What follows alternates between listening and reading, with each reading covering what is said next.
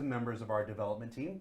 We are live in beautiful Winslow, United Kingdom. I was going to say sunny and rainy, but it goes back and forth. I've been amazed at how fast the weather changes in this town. It's I don't know if it's sunny or rainy at this point, but we're here in Winslow, UK, with members of the Foundry 42 audio team. So let's take a few moments to introduce yourselves and let the folks watching abroad a chance to get to know you and see what kind of questions they can ask. So immediately to my left is Mr. Graham Phillipson. Graham, you are our lead audio programmer. I am indeed. All right, so why don't you tell folks a little bit about who you are and what you do for Star Citizen? Okay, yeah, so I'm the lead audio programmer. I lead a team of 4 people. Our main job really is to provide the services that are required by sound designers to allow them to get the sounds that they want into the game and to make the sounds knit with the game and feel like they're really part of the fabric of the game. And also to provide any tools that they might require to facilitate what they're doing. It's interesting. A lot of times you don't think that audio needs to be programmed into the game. These guys, design it and create it and stuff, but then it still has to be implemented into the engine. Yeah, it's inextricably linked to the player's movements. For instance, you've got footsteps and Foley sounds that are absolutely tied to the velocity of the movements of the player, and it really sort of helps to gel the whole thing together and to make it feel like the player on screen is responding to the player's inputs. Awesome. All right, immediately to his left is Lee Banyard, our audio director here at Foundry 42. How you doing, Lee? I'm well, thank you. Yeah. So why don't you tell folks what an audio director does for Star Citizen? I act as a kind of a single point of contact for everybody to try and kind of like a unifying force, I suppose, and trying to, essentially hopefully provide a cohesive vision for how all the sound should come together, really. When I started here, I was essentially building up a team because we just had Stefan, Luke, and Jason Cobb over in Austin, and that was about it. And it's pretty clear for a game of this scale and scope that was. I mean, Stefan was like a broken man at that point. He'd been acting audio director. He's still a broken man. Yeah, when I'm finished with it. But yeah, it's and since then we're up to about I think it's 10 or 11 people if you count all of us as people. So yeah, and it's essentially just trying to rein it all together, I suppose, is largely what I do. Yeah, no, that's great. And then immediately to your left at the end, last but certainly not least, Mr. Ross Tregenza, our senior sound designer. I told you I was going to get it right. Come on, man. We go way back now. We go way back. Ross, why don't you tell folks what a senior sound designer does? Well, I mean, that position covers a lot of things, but because we have a few of us on the team, we're able to sort of semi-specialize. So my 2 main areas are music systems, working with the composers, implementing the music, all that kind of aspect of it. Then I'm kind of also the point man for Squadron 42. So I talk to the various designers and stuff like that, and just act as a sort of a little focal point going on both sides there, to the audio team and from the audio team. Awesome. Now, I would be remiss if I didn't also add that you are the creator of the Ballad of Big Benny's. Yes, that's definitely what I want to be known for the rest of my life. So, folks, as normal, we take questions from the RSI website. For a special subscriber edition town hall like this, we take questions exclusively from our subscriber chat. So if you'd like to ask questions of Graham, Lee, and Ross, you can go to robertspaceindustries.com, and under the community tab, under chat, you can join the subscriber tab. And of course, that's if you're a subscriber. For any reason you're not a subscriber and you're interested in becoming a subscriber, you can find that information on the website as well. So, questions in the subscriber tab, please preface your questions with the word question in capital letters surrounded by brackets. We have also had a thread going in Subscriber Den throughout the weekend. That's our dedicated forums for subscribers to help get us started here. So we'll start with those questions while the chat begins to populate. First question in no particular order. I'm wondering how you guys create the majority of your sound effects used in the game. Do you use mostly artificial creation methods like computer programs, or do you record old school and wobble metal or Titan rope, etc., and then record it? Probably one for you, Ross, I would suggest. Go on, you go for it. Just got to fight over who gets it. It's essentially, we're not really limited to any one particular way of doing things. So we use like synth, software type plugins and stuff like that. But we also record our own stuff. There's library material in there as well, because I think a lot of what sound design is essentially is, combining all these elements to come up with stuff that you somehow haven't heard before necessarily. I wouldn't ever kind of think of limiting anyone, or I really try not to tell people, in terms of that kind of dictatorial director type way of how to do things. I think it's quite important that our sound designers indulge in ways that they feel they can express themselves properly. Hopefully that's how it definitely goes. So it's just a whole range of different ways of doing things. And that's kind of seen throughout all of Star Citizen, from the artists to from the concept artists to designers. You use the tools that you're most comfortable with to achieve the goal that you're trying to hit. So if that's physical, it's physical. If it's digital, it's digital. Artificial, as this person said. Right. Let's see. Next question. Obviously, folks have been caught up in our Star Citizen Alpha 3.0 demo since we unveiled it at Gamescom. This question says, can you walk us through the various sounds that will make up planetary re-entry and exit? I.e., is there wind roar, burning, ship shaking, etc.? Also, will the re-entry and exit sounds vary in length depending on how fast you're going through? So this is a two-part question. Let's do the first part and we'll go to the second part. So what kind of sounds can players expect to hear during re-entry or planetary exit? Well, I guess it's Darren really that's been... Darren Lambourne, who's fantastic, by the way. Amazing. He's done quite a few bits of video. I really wish you were here. I'm going to go again. Sorry, Darren. He's put a lot of effort into that whole, especially for Gamescom. He did a lot of the design for the atmospheric flight and the atmospheric entry stuff. It wasn't probably quite at a system sort of level where we wanted it to be for that, but at the moment we're kind of converting it all so that it all works. That's actually probably something that you might know a bit more about where we are with the system side of things. But what was the actual specifics of the question? Like what sounds? What kind of sounds do you anticipate would go into a re-entry and a planetary exit? I mean, a lot of that ties. I mean, we have what I guess we're calling it an excitation system or something for ships now. In that there's various ways in which ships can undergo kind of impulse energy from external forces, which includes re-entry or weapons fire, and a lot of it is just trying to tie those in a way that actually makes sense, and balancing that and stuff. So there's all sorts of stuff like bolt heads vibrating, the actual sort of fiery effects that you got in the Gamescom demo. There's always multiple layers that come together, but they're all layers that sit separately from each other as well, and all very parameter driven. We try to make it all kind of meaningful and systemic in that way, if that's the right word. You mentioned bulkheads rattling. Would the sounds change based on the size or type of ship that you're flying? Generally, we want to go to that level of detail. I think there's probably different materials we want to hint at, different manufacturers of different styles and stuff. You can even reflect that sort of, those stylistic differences at that level. It sounds like surely that's a bit, how much differentiation do you get between things. But for the more militaristic type stuff, you might have more loose rivets, or just a general like an APC type kind of thing.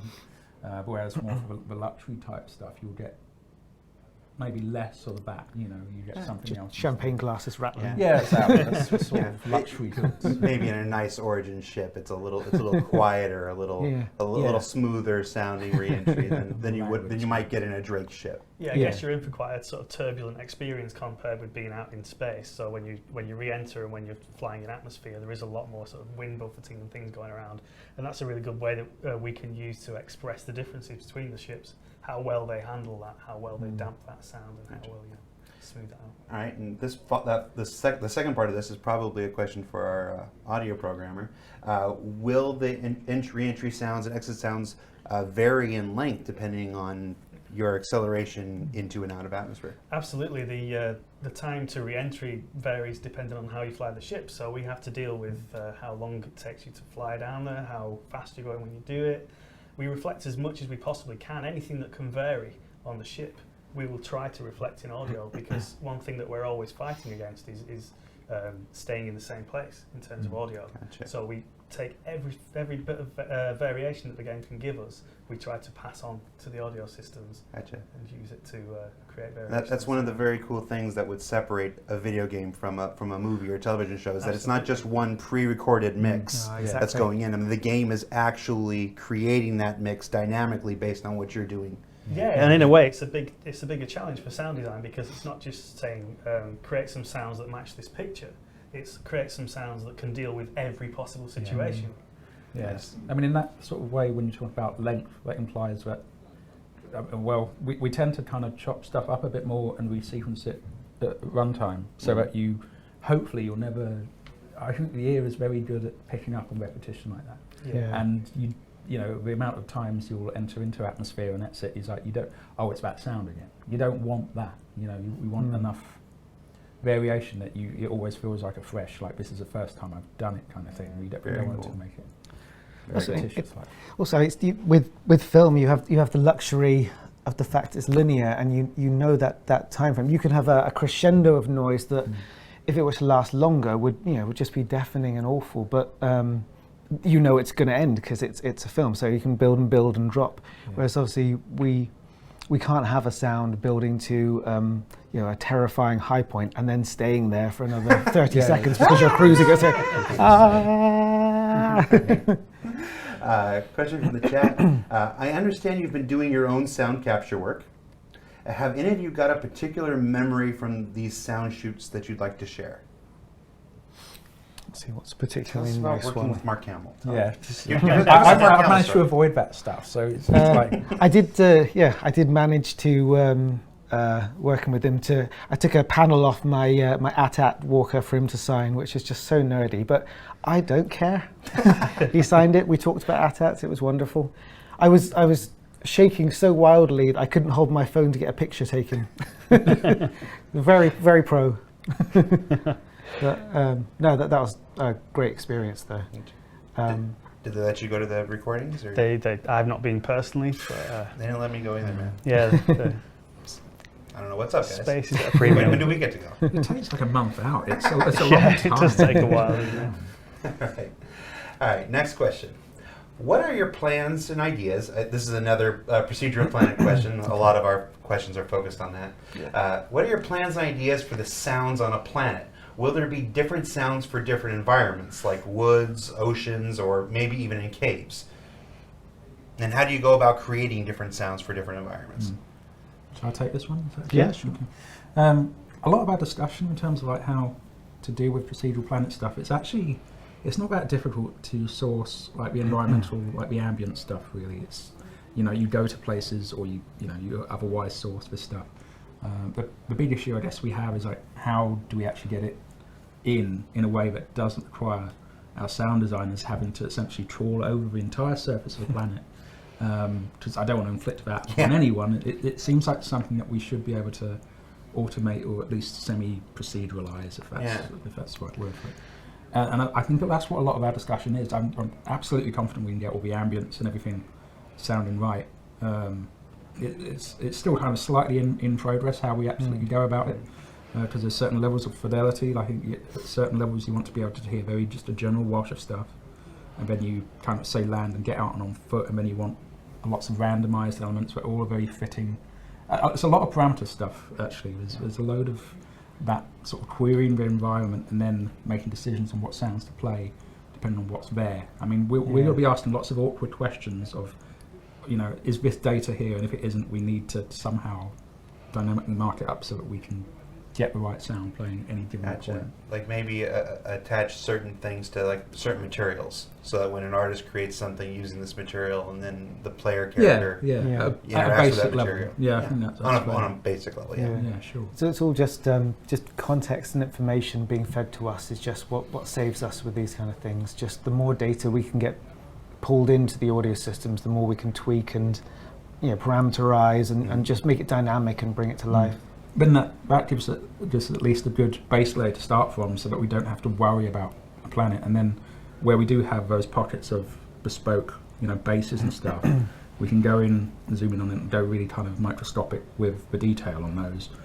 So sound designers aren't, doing kind of, like donkey work or all that sort of stuff. But, for want of a better word, it's like you're going in and sound designing those areas that really pertain, that really make themselves, they need designing. There's going to be a meme online in about 5 minutes of you going donkey work. Yeah. Sound Hopefully donkeys. people know what that means. I'm British. I'm a senior sound donkey. Right. Will 7.1 be supported or only 5.1? Those are surround sound setups. Is there a specific sound card that the audio team recommends? We have a lot of our players are heavy min-maxers. They need the best memory and the best video card and the best audio card if possible. So I guess let's tackle the surround sound thing first, and then we can talk about audio cards. That's absolutely our job, is to support those people who want the best of everything. We, if they go out and spend a lot of money on hardware 7.1 or even higher than that, we want to be able to support that and offer them an experience that justifies their massively expensive purchase. Yeah. And I'm hoping, don't hold me to this, right? But Dolby Atmos will be something that we look at. Which is funny, because Dolby Atmos has its roots in kind of the object-oriented kind of games industry anyway, looking at the way we look at sound and having virtual objects or whatever. So I'm hoping that's something we could relatively painlessly do. I know Wise has that supported natively now, so there should, everything else is kind of almost a subset of that. So there shouldn't be any problem in terms of 5.1. A lot of the time I just listen in stereo on PC anyway. But I imagine there are some people with rigs that put mine to shame, and I think it's fair that we support them as much as we can. Yeah, all of our audio exists in 3D space, so it makes a lot of sense that we should be able to pretty much mix down to any speaker configuration from that point. Nice. Okay, we have a question. What process do you have in place before a sound is allowed in game release? Does everything have to go through Mr. Audio Director? Do you have to listen to every single sound and be like, good, ship it? He stands over us all day. I do. It's very difficult. It's a lot of standing. No, I tend to think. We each have a kind of. It's a lot of devolution, I guess. It's like we all have different areas of ownership. I've got this overall thing, and we do playthroughs where we sit together and we have some sort of consensus.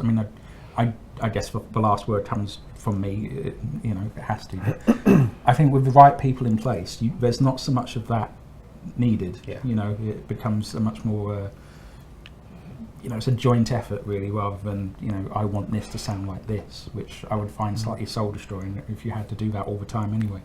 But it's not really that rigid, and I think it's for the benefit of this sort of project. We get time to go back and iterate, not enough time. But that's a truism. That's true of what we do. But I don't think it's not like one sound. This must be signed off or anything like that. It doesn't really.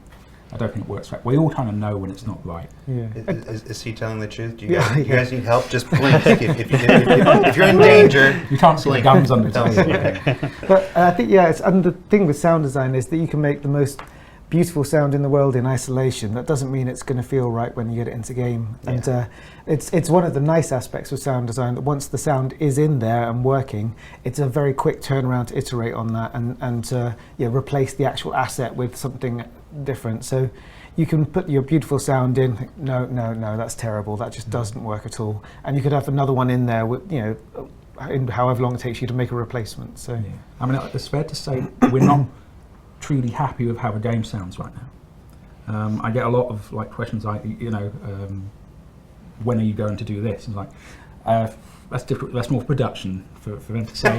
No, that's great, pass the buck. But it's we want everything to be great, and it's tough with the kind of release model we have to get round to doing everything.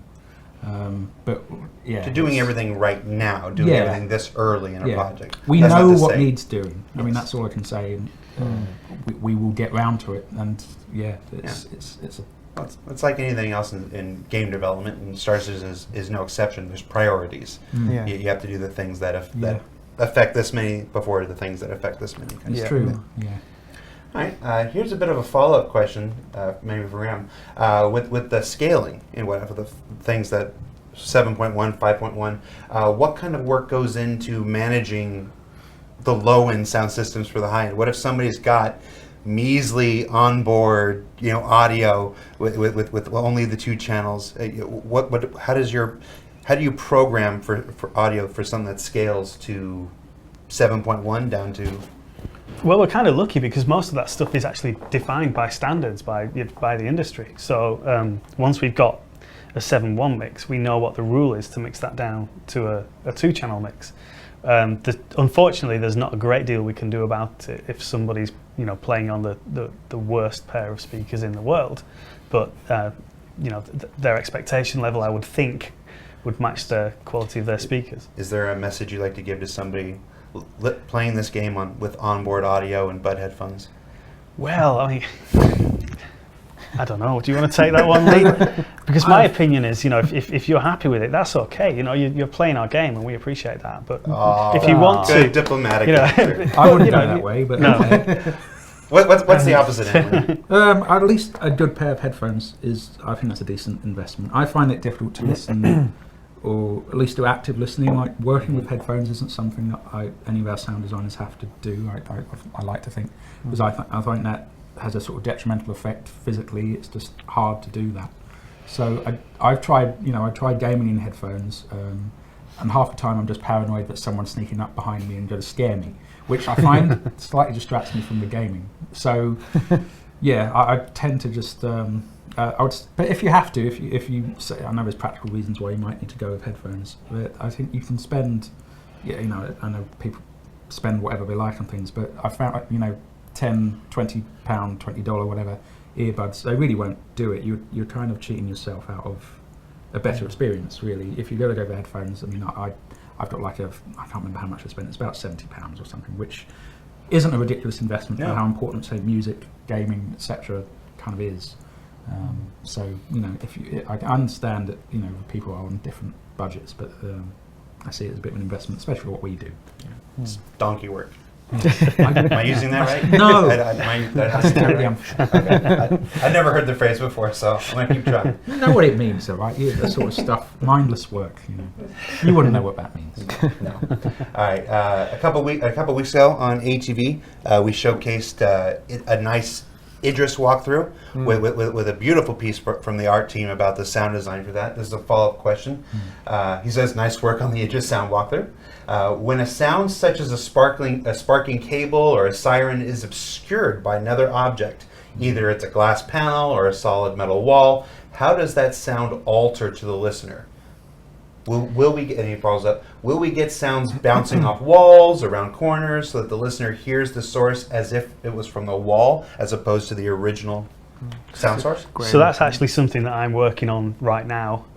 We do have a few systems in the game already, but it's definitely not where we want it to be. So I've started out from the source of a sound working outwards. Initially, when you're outside a room and there's a sound going on inside that room, you expect the sound to come from the open door. So that system is in, but reflection isn't in yet. There's a massive list of engineering tasks that we need to do, and that is one of them. And propagation is really important to us because we think it places you in the world and makes the whole thing feel a lot more real. And we do know that we've got a long way to go on that, but we do have a really good plan for it. And as with all of our tech, we're aiming to be the best and better than the best. You're the best. Nothing's ever, yeah. All right, Thomas is cringing because I sang. I probably told him I wouldn't sing on stream. All right. Can you tell us more about the new dynamic sound system? Chris mentioned during the Gamescom presentation that we have a dynamic music system that kind of works as an on-the-fly composer. How does the crossfading of Pedro's amazing soundtrack get accomplishment? Is that question from Pedro? Yes, this question is from Pedro Super. Hey, Pedro. Hey, Pedro. Thanks for watching. It's a system that's been the thing I've been working on most for quite a while now. It's been a long path of iteration on it, working with Sam Hall, one of our other audio programmers. We started with a system that was just too chaotic and too crazy. And we've managed to, considering what it does, it's a fairly simple but powerful system that we're really happy with now. What does it do? Well, the core system is reading events from the game, anything really, from you getting killed, the enemy getting killed, all that kind of stuff. It's being fed into this intensity number, which is 0 to 10,000, just fairly arbitrary number that it gets fed into. Yeah, that's really intense at 10,000. And that decays again as well. So this number is constantly moving. And if you can kind of picture it, you have just a sequence of blocks of music getting more and more intense that it pushes up through as it goes up and down through this number. So it goes from fairly gentle ambient music at the low numbers straight up to a crazy da-da-da-da intense music up here. And then on top of that, we have a mood parameter. So if you're getting your ass kicked by all the enemies and your shields are down and stuff, then this mood number that moves into the grim numbers down here, which is a different scale, like on a y-axis. What's the grimmest number, would you say? 0. 0. Yeah. No, actually, you know what? I think it's minus 200.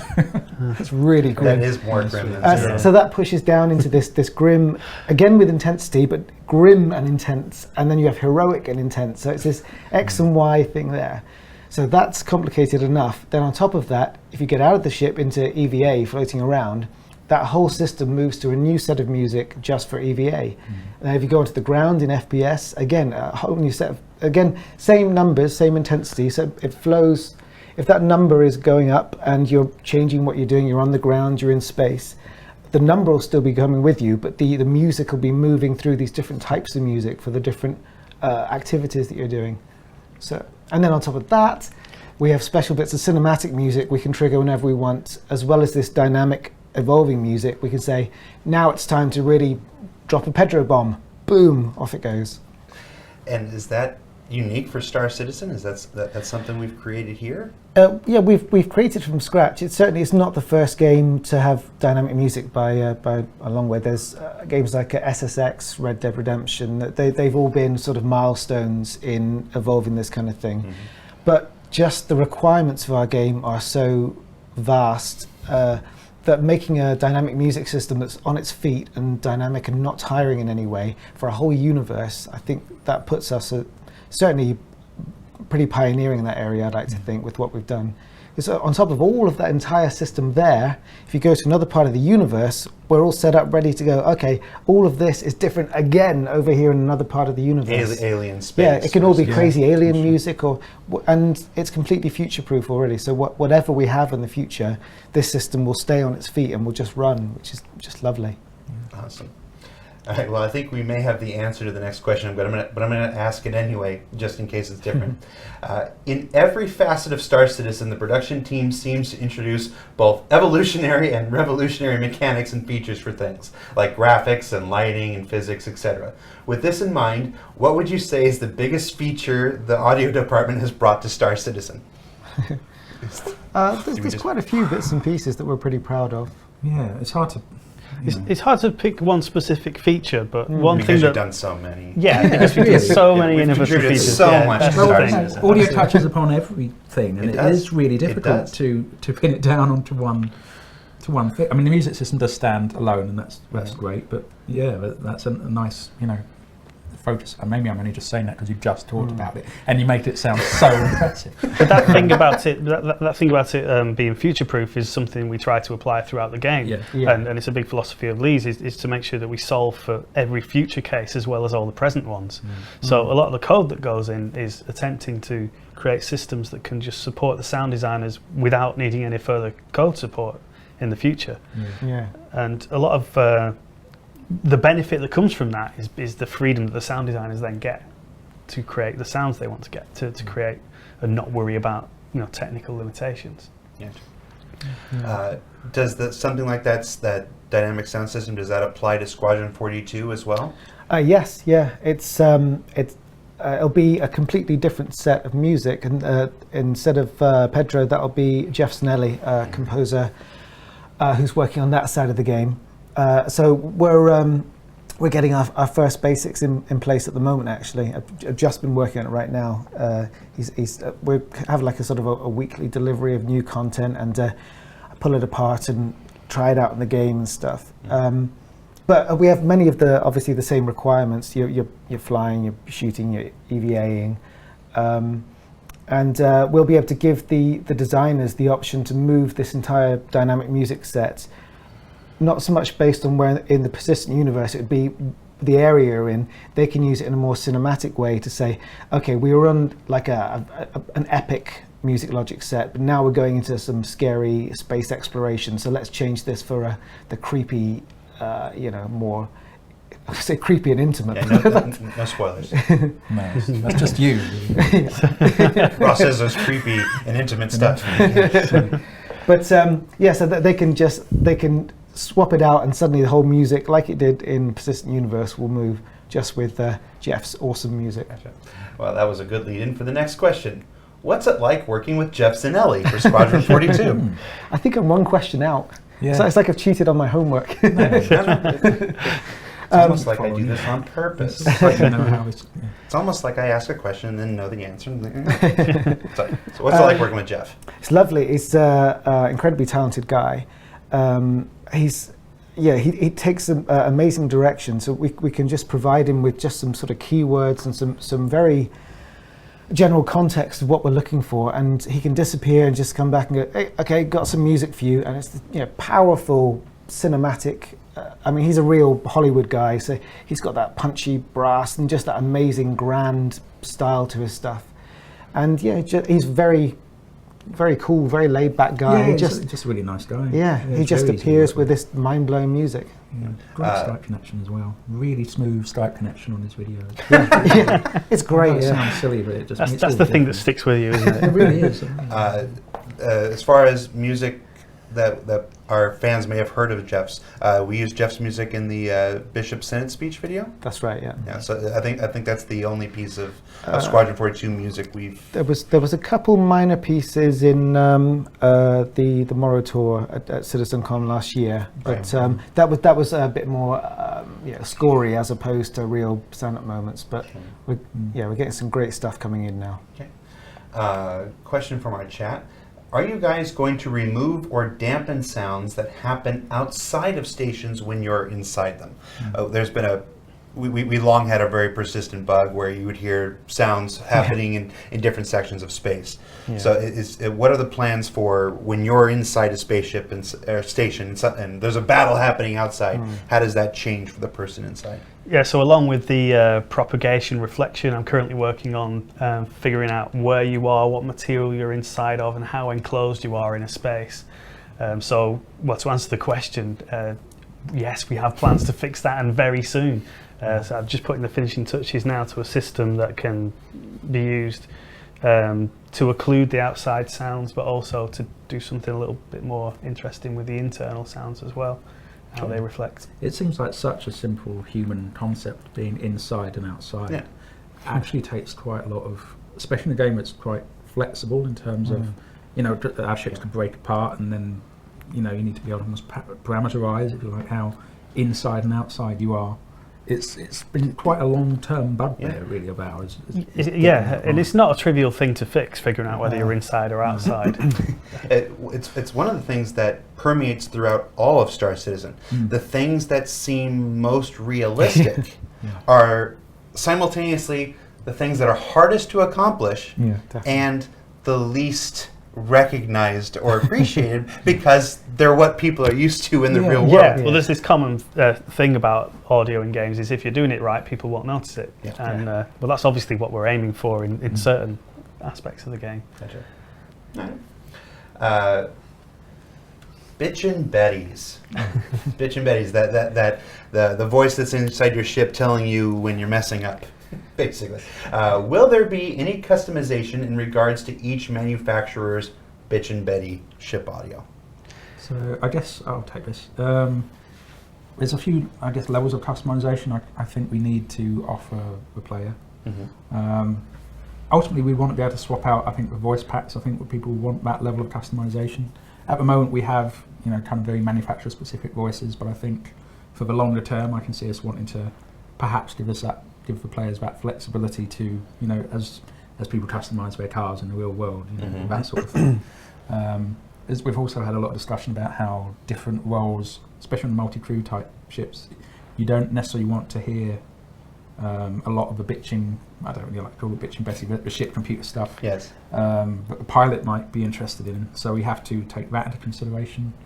I think ultimately we're going towards in fact we were talking about it today actually, because it's a problem area. It's one of those things where when it was started being built without much system-based design really, it made sense when you've only got a few different queues, more and more content has been thrown at it. Not necessarily driven by us, not just Production if production were watching this, they'd be knocking on the door right now. Yeah. Lee, what's up? Well, it's just one of those things that creeps. It creeps up over time. The amount of feedback that you want from that, and I think we get too much at the moment. I'm sure you probably know about this, and we want to thin it down. And ideally, I think you need to be able to give a certain modicum of control and configurability to a player so that they can gear it towards their own ends. That's what we're looking to do. It means making it all very data driven, and it's I'm hoping that we get somewhere with it pretty soon, because it detracts from the overall experience for me at the moment. Yeah. On the topic of sound effects, that's how the question starts. Okay. We weren't talking about sound effects. That's how it's on the topic of sound effects. Will sound be perceived differently between multiple players? For example, if someone punches you, if Lee punched you, would you hear a sound that's slightly different than what Lee hears, which would be different than what Russ hears as a bystander? Like if he was in third person, and you guys were in first person, you punch each other, would he hear it differently than you? Yeah. How does that work? Absolutely. So we have, the game's sort of based around 3 perspectives, which is the first person perspective, the third person, but still the player, and then the non-local, somebody else in your game kind of perspective.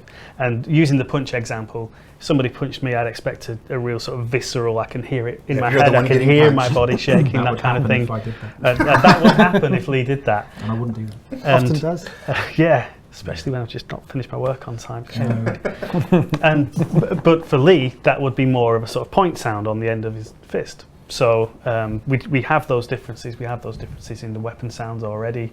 And again, we have a third sound, which is a more sort of distant, more filtered sound for. And Russ wouldn't hear anything because he'd be laughing. Russ would just be laughing. Russ will be recording it to use in the game. Can you do it again? Louder, harder. Sorry, my mic wasn't on. All right. Sort of as a follow-up, with the introduction of atmospheric flight and re-entry and whatnot, will there be a sonic boom? And will others be able to hear that, player versus folks on the ground? That is an interesting one, because we have already talked about the difference that the level of atmosphere, like if we take Earth's atmosphere to be 1, different planets can have different atmospheric densities, and how that affects the way sound propagates and the way it filters.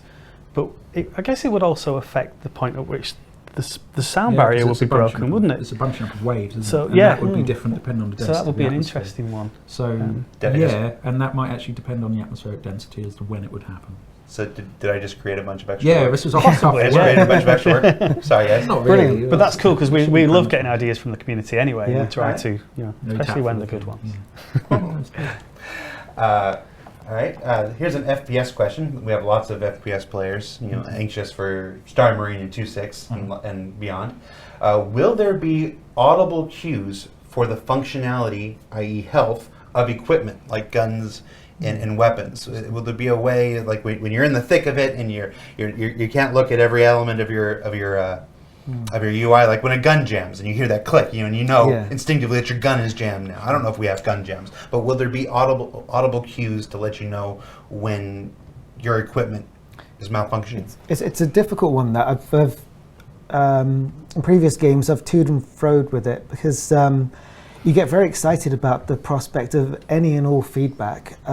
When you're doing that kind of faster paced sort of multiplayer experience with a lot of gunfire and stuff, you can find that too much feedback can suddenly kind of go the wrong way. And if you're getting clicks building up here and beeps building up there and notifications and stuff, it can it can get too busy, like anything, I guess, and you've got to kind of pick your battles when get the right feedback to the player.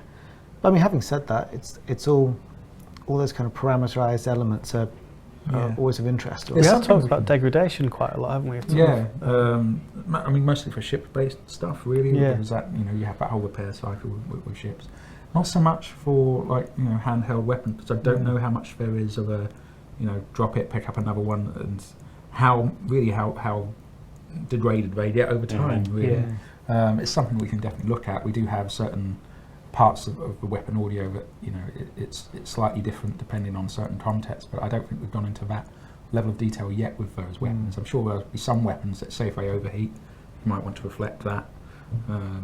So it's essentially whatever is kind of important on the gameplay side, but we'll reflect it with the audio. But until we get, I mean, we've talked about the possibility of reflecting some of these things independently, but for that sort of thing, which seems quite an intrinsic gameplay element, we would need to something like a physical projectile weapon when it runs out of ammo would sound differently than an energy weapon when it ran out of juice. Kind of thing. Different audio cue that lets you know. If you haven't been looking at your ammo counter, you'd know instinctively by hearing it. Okay, I'm out of ammo. But there's some game classics as well that I think are there for a reason. You get the heat build up on weapons that can overheat. Some games go for the building up to a click on the ammo as you get closer to the end of the magazine. And that can be great feedback. It depends on the weapon, I guess. Yeah, Jim. Is the work being done? Okay, so there's. Let me see if I can rephrase this a bit.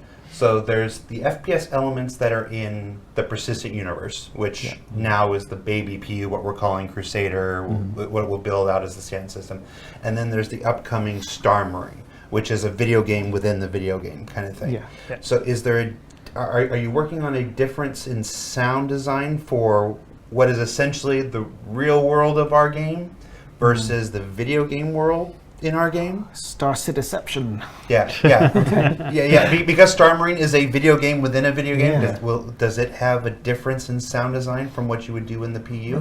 It's definitely a bit like the way that Arena Commander had those elements, kind of subjective elements and stuff, and it will have some of those like game modes to mark it out as a simulation, as opposed to I don't think we go for full different sets of like guns or anything, but it's more about layer on top of it, so that you're aware of score. The framing, I think, isn't it? Like when you die in Star Marine, can it sound like when you die in Pac-Man? Because it's a video game. Definitely. We don't really want to get sued for that. So, I mean, just for doing that reenactment, I think we were probably in trouble. We would probably have the Twitch stream muted now because I violated some copyright. I know our ship guy's not here, but ships are a big focus in Star Citizen, so maybe you can help us out with this, Lee. How many unique sounds go into each ship, and how are those sounds decided? From engines to systems coming along to even the doors opening and closing behind you, I can only imagine there's massive amount of work done to make each ship sound unique. Yeah, but I guess they're kind of the exceptional case in terms of how we're looking for this grand scale stuff. For the rest of the game, it will solve for infinity. I kind of see them as like these precious, unique jewels that we need to make very bespoke. And so we don't share very much between different ships. I mean, we probably, if we do, it's kind of a temporary solution. So like the quantum drive at the moment is pretty much common to all of them, but I think we would like to make that differentiated for different ships and different manufacturers and stuff. I think it's a nice thing for you. It helps you to personalize it and have that relationship with your ship. And plus, I think they'll have, as we mentioned about the degrading aspect before. We've talked about what if this door opened and closed a million times? How would it sound different that millionth time if you hadn't repaired your ship properly and stuff like that? They're lived-in spaces, and I think that's really important to reflect that. So you're saying that two folks could have the exact same constellation Andromeda, but if they outfitted them with different enough internal components, a different engine, different quantum jump, that they would sound different? I hope so. Yeah, I think you should be able to get that kind of, if there's enough stuff you can personalize. There's no reason why that shouldn't be the case. If we've got enough of if people can place objects that react physically in the world, then that might resonate at a certain, as you may have had in your own car or something. when you get to a certain RPM, certain sounds, but you get used to that. And I have a rattle in my car. When a ship gets worn down, will there be a rattle we want to parameterize that stuff, Yeah. so I think that's it just makes it more lived in, and it makes it yours. I think it's quite Which makes charming my to goal. think if something's rattling, and if you drive someone else's, and then you're back in yours, and it's like, I really must get that scene too. Can you imagine trying to track down where the rattle's coming from? You're walking from one end There's a to loose one screw end of here your somewhere. constellation. What component is rattling? Yeah. What component do I need to repair? It's when we put in this mechanism so that it's always one step ahead of you, and you can never catch up with it. Don't even know we're really messing with your mind. We probably do. Just time for a couple more questions before we're wrapping up. See, it's going by fast. I told you. Yeah. All right. The jukebox in the hangar that's present already allows people to play their own music in the game now. Will the hangar be the only place where something like this is possible? And if, well, we'll go to the second part. Will the hangar be the only place like something like this is possible? I don't think so. I mean, I think we've touched upon this recently, actually, like the whole being able to port sounds out via kind of virtual, speakers within the environment and perhaps pick those up and place those. I think there's going to be quite a lot of leeway. Wise gives you about that stuff pretty much. I'm not going to say for free. There's still some engineering there, but I think once you've got have it working in the hangar, which took a while actually, with jukebox for some reason. I think a lot of it was just Fmod work that got left. I can't see any reason why you wouldn't be able to stem that out so that you have a system in your ship, maybe. Okay. Yeah, pretty much everything we do will be driven by the fiction. So, like, a lot of sci-fi treatments of things like this are quite cold. Nobody listens to the radio in a sci-fi movie, right? Yeah. But, we're not really sort of going down that way. I mean, we'd be more accepting of that kind of thing. Yeah, I mean, the music content thing is like trying to. We've talked about different ways that we could actually get maybe a bit more community involvement in terms of providing music, which is totally separate from this question, but I think it's Well, no, that leads into the next question. oh well, So- it's almost I like can see the screen. we haven't rehearsed this. Yeah, that's something that we keep wondering how to approach. Really, I know that Chris is really invested in the music side of things, so it's always a discussion with him whatever happens with music. So avoiding, this is the follow-up to this question, not the next question, but avoiding any of the legal aspects. Is it technically feasible for the music that a player plays in the hangar to be heard by another player who comes into their hangar? Yeah, I'm going to say yes, but I know it's difficult. So Well, it's technically feasible, but again, I mean, the legal question that it raises is We're not crazy. going to touch the legal thing. Yeah. Okay. It's technically, I mean, it's just data, isn't it? Yeah, So, yeah. All right, so that's something for other people to figure out. Yeah. Okay. The next question.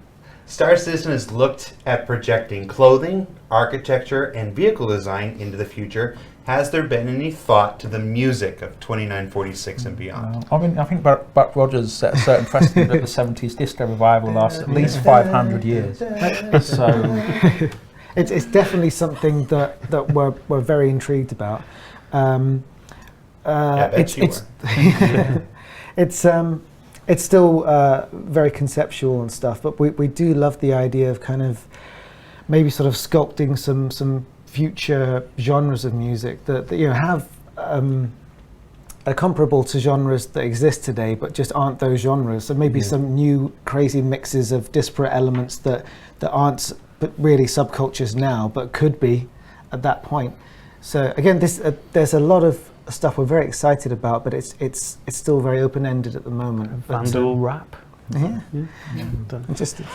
I've already created enough new words. Yeah. Don't put Vandal rap into the consciousness. I think in terms of Like rap with two A's. yeah, Rap. it's okay. In terms of the in-game kind of music, something we want to, I guess, kind of avoid is have just a very small static set of music assets that people get tired of. Again, because I keep factoring how much time people can plow into this game, and we want to all the time. All the time. Yeah. All the time. And that's why I kind of think perhaps for user-generated content, or some variation of that or something is a nice way to go, because we've looked at how to recycle or change that base over time as if it was like a real world music charts and stuff, and how some songs in our universe could fall out of favour or come back in, and yeah, you can model quite a lot in our game. It's that sort of level of scope, and so yeah, there's a lot of thought going into it, but it's gonna be a tricky one, I feel. All right, which sort of leads us into our next question. Have you got any plan? Like, do you have any plans for an in-game radio station or radio stations? Something similar to like the Grand Theft Auto, where they have in-game radio stations. If so, would it be just a loop of a large track, or would it be updated periodically through? Just what Lee's been saying, really. It's something that we're definitely thinking about and excited about. But like I say, we'd need to see where people play the music and how often, how long a period. But we'd want it to be dynamic, and also because there's a lot we can do with sort of context of where you are and things like that. We could possibly have different channels have favor in different systems, all that kind of stuff. It's if we know where the player is, we can say, oh, in this system, this kind of music is more popular. So I kind of want, I know this is again a bit more blue sky type, whatever, but I kind of want musician or band or whatever to be a career type in the game potentially, so that you could put on some sort of concert type thing. I can tell you, Graham, you're probably just going, well, how do we do that then? No, not at all. I just think it would be really interesting if you could go around essentially as another career type, making money, credits, whatever, from doing that sort of thing. I think that'd be Musician was a career type in Star Wars Galaxies right back in the day. Well, see, it can be done. So there was a number of tracks in the game, and you had to discover them throughout the world. You could learn new tracks and then play them in cantinas. Yeah. Sounds I mean, I'm wondering how much should we get people who actually have real world musical chops, right, to somehow bring that into the universe. See, now we're creating more work for other people. Yes, we are. That's fine. there's a mob outside the door. Yeah. Yes. I mean, it's better than doing noodle songs all the time, isn't it, Ross? Ooh. Oh, No, it's not a lot of love. That's me dead. Shade at your noodle song. I write one noodle song. In his spare time. Yeah, it's not a spaghetti song. It's amazing. Yes, it's my follow-up. It's my difficult second album. All right. Here's a question about Tessa. Now, Tess Bannister is one of the characters that are in Crusader. She works at the ICC stuff. Is Tessa really a sentient AI trying to kill the player in Crusader? No. I'm going to go ahead and save these guys. Tessa's not a sentient AI trying to kill the player in Crusader. She's just a lonely ICC operator who maybe gets distracted from her job a bit too much. But no, Tessa's a person. We like Tessa here. Yeah, she flies a Barney Merchantman, right? Yeah. You went You're not there. allowed to bring up a Barney Merchantman. That's all the chat will be about right now. All right. And our last question. We're already here at the end. Oh. Actually, this kind of links into with the Tessa stuff. Can we expect to see different effects added to voice communication depending on the ship that's transmitting or receiving them? Like when you're listening to Tessa's broadcast from the ICC, will a Drake ship maybe have a more distorted, lower quality sound, whereas an Origin ship might have a clearer and high quality, clear sound? And additionally, will distance and stellar phenomena play any role in the quality of transmissions? Yeah, I mean, there's nothing that again precludes us from doing that. We can do a lot of real-time effects, which then gives us, we can use the same basic content, process it differently depending on where you're listening to it from. I think that's something I'm quite keen on. So yeah, there's absolutely no reason, and we talked about as well modelling radio properly. But essentially, that's just sound on a different wavelength, right? So instead of meters, which we do for sound in the normal medium of the air, this is like much longer. So maybe if you tried to raise another ship at the maximum distance, it might be broken up and staticky, and you're playing what's that word, But as you get closer, the transmission could clear up. Yeah, I think there's only so far I can go with making it like proper real signature elements, because I think we're going to have so many different ship types. Getting the differentiation between them, it might be something you never really. I mean, we can differentiate between them, but I don't know how much you'd be able to distinguish. Notice, yeah. Perhaps over time that we can, have a few little like hailing frequency type ident stuff in there, so that you get this is this class of ship, that sort of thing, which is quite a nice idea. Quite neat. Yeah. I think there's a lot of exciting possibilities with the idea of receiving radio transmissions in the persistent universe from someone right at the edge of the transmission range. Though it's quite a romantic sci-fi idea of you know that scratchy help me call that they can just about hear. Yeah, turn away from. Nah, not today. I'm pinned under a vending machine. It's making this music. It's making this music. I won't stop. I don't really believe that. All right. Well, before we let you go, any final words for the Star Citizen community? Anything you want to share? Not really. Hi, my name is Lee Banyard. Thank you for making all of this possible. We couldn't do any of this without you. No, I like to say, That was I kind of do very much a team-based sort of thing. I don't really believe in taking credit for what these guys do. Really, it's I aspire to do nothing, and it's going really well so far. So that's about it. Really. Cool. How about you, Graham? Well, I mean, you did just sort of lead me into saying this, but I would like to say, thanks for playing, thanks for supporting us. It's really important to us, and without you, we wouldn't be here now doing this. Yeah, And we wouldn't have, we're really doing the most fun job ever, and it's all thanks to you. What these guys have said, and it's just so exciting working on these music systems. Anybody with any cool ideas, just get them on forums and things. Let us know. We'd love hearing your ideas. So anything we can incorporate, we'll be really excited to do that. So thanks for supporting us. All right, and that has been our August subscriber town hall. Hope you enjoyed it. This video will be up on YouTube later today. If anybody joined us halfway through or didn't miss it and you're already watching this on YouTube, then you already know that. So look for this on YouTube later today. That's Graham, that's Lee, and that's Ross. Thanks so much for taking the time out of your day to sit and chat with us. Around the Verse is tomorrow, guys. Check it out. That's also emanating right here from the UK studio this week. And then we'll see you right back here on this channel, twitch.tv/CIG community on Friday for another episode of Reverse the Verse with special guests. I already forgot. It's Paul Jones and Nathan Dearsley. So again, Ross, Lee, Graham, I'm Jared Huckabee, Community Manager for Star Citizen. Take care, everybody. Bye. Just hold it because we might not be out.